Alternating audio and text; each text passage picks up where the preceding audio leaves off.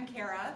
I'm Angela. And we're doing this thing called our Graveyard Boots because we are cemetery enthusiasts, and I'm guessing you guys are as well. And I want to start off too by saying we're only able to do this because we received a micro grant from the Kentucky Rural Urban Exchange. So a big thank you to our funders. Thank you, Kentucky Rural. But we're going to define a word for you because we're going to say it a lot. And that word is taphophile. And as you can see, that's a person who loves cemeteries. So all of you can now self-identify as taphophile. Yes. There you go. A cool word to have to associate with yourself.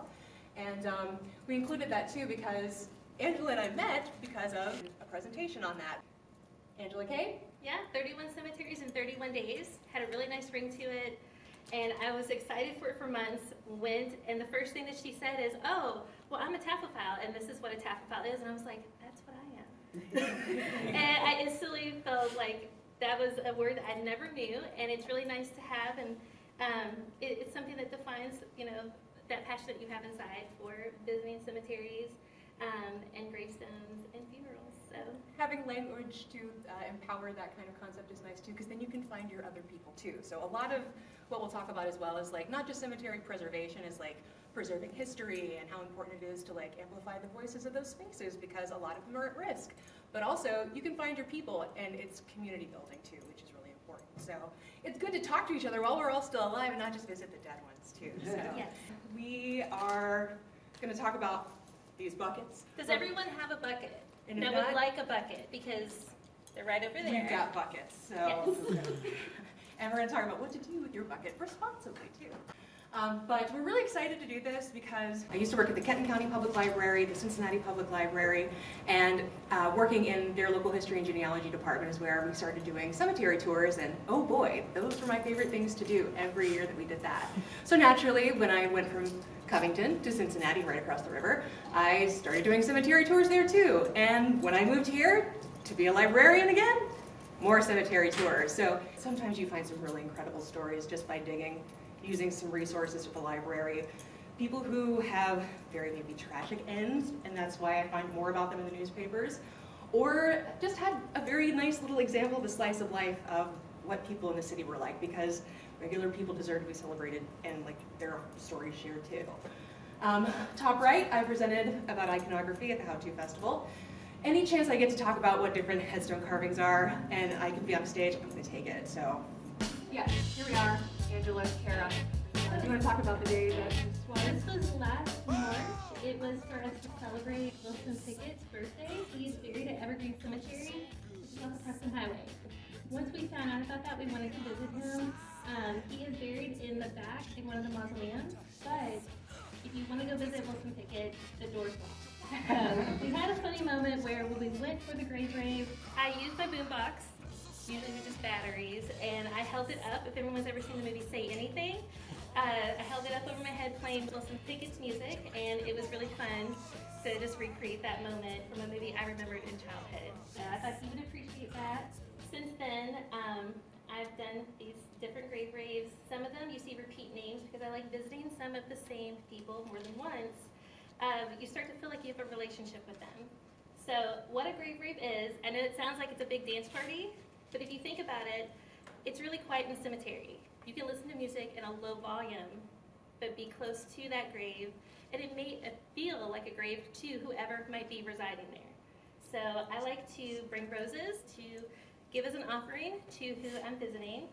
I like to bring a blanket, which the blanket here is one of the freshly washed grave rave blankets. I got that from At Home last year during spooky season, and I like to lay a blanket down for everyone to sit nearby, usually under a tree near the grave that we're visiting.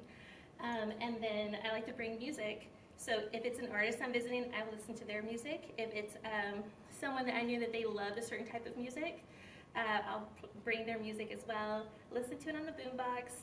We clean the grave around it, and then we may give offerings of flowers to other graves nearby as well. I always go back for maintenance, usually within a day or two. I always think it's good as far as an offering. It's the same as if you were doing an offering for an ancestor altar that you may have.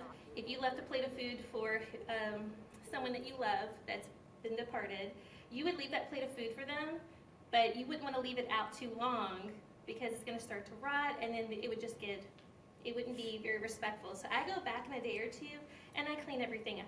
All right, we're gonna talk about your bucket list now. So these are all really nice items to have if you are going to go out there and start scrubbing. So you've got your handy bucket. Oh, Angela, do you want to do the Phantom Bite moment? Here we go, okay. And you get the sticker in there. The bucket, yes, with our sticker on it. And there's also a sticker inside your zine as well. We really like stickers. We do. So you have in here, there is a scrub brush. It's fairly small. They do make larger ones. They're kind of like peanut shaped. But when you're scrubbing with something, you want it to be a natural fiber. These are bamboo bristles or something that's really soft like nylon. If you wouldn't scrub your teeth or the hood of your car with it, don't get near the headstone with it. Just not a good idea. We also have your soft paintbrush. This is really good to use if you're visiting your family member's headstone. There's been some grass from the weed eater that's gotten sprayed all around it. Just dust it up with the brush. That'll work perfectly. Again, soft, it's not going to damage anything. Spray bottle, that's important for wetting the headstone down. We'll see that in the video. Gardening gloves, because you might want to do a little bit of pruning if you've got a bush that's kind of obscuring the view. Cleaning cloth for drying things off. We have biodegradable waste bags so that you can get rid of your clippings or if there's any trash. Pencils and a notebook. If you want to do any documentation, if you want to do some drawing, you're inspired or you're like, oh, I need to put that in Find a Grave. I found this one, it's not in there. Nice for taking notes. But yeah, the bucket's also for water because water is your friend. And you're gonna want to use a lot of it. So hopefully the cemetery you're at has a spigot. If not, you'll have to pack in your water, which I've had to do before. But once we wet clearance down, we make sure it's seeped in well, scrub from the bottom up in circular motions, get in there with the bamboo, more water, and in this instance we also use D2, which was sprayed on. That is that morning before, that is that afternoon after. And you can actually see the rose and all these other little carvings. Clarence was not very old in his time of death, so those flowers that we can now see, we know are like buds to show that a small young life was lost. Sometimes you'll see like a broken bud too that it indicates that, but the before and after is always very fun. So now he can be documented on Find a Grave so that other people can find him when they're looking for him. It made a real difference. Yeah, it was really nice. A good example, very stable stone in the cemetery. Actually the cemetery we went to pointed out the ones that they wanted us to work on, which was really nice. So getting involved in a cemetery group, if you just really want to clean headstones, they can tell you, these are stable, we should clean these, and hey, then you don't have to go, am I cleaning the right one? Is this okay? So, and if one doesn't exist, maybe you can form one. So sometime maybe in June, May, stay tuned. If we have your email, we'll get in contact with you. If not, let us know and we'll add you to the list. We will probably go out with our D2 and our buckets and do some cleaning. We're going to leave you with a quote. And Freeman Tilden was a really famous interpreter of history, and he was also involved in the National Park Service.